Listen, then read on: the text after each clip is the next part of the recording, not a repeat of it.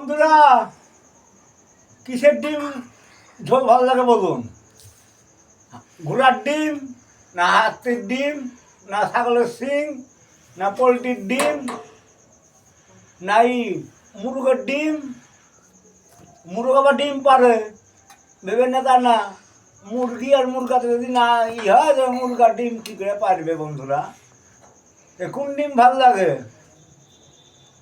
তারপর হাট্টি বাটির ডিম, তারা মাঠে পারে ডিম, ওই ডিমগুলো আবার খেতে কীরকম?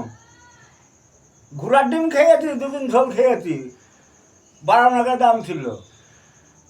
3 দিন খেয়েছি ঘোড়ার ডিমের ঝোল, এই কি স্বাদ ঘোড়ার ডিমের, বাপ রে বাপ! খাসির মাংসও পারবেন না। ঘোড়ার ডিমের ঝোল যা শোধ, কেয়ালটা বলে আপনারা খেয়েছেন কি ঘোড়ার ডিমের ঝোল? ঘোড়ার ডিম কি এই বড় বড় তাই? ঘোড়ার ডিম আবার ঝোল করতে হলে দিতে হয়, ঘি দিতে হবে। ঘি বলতে কি কিসের ঘি বলুন?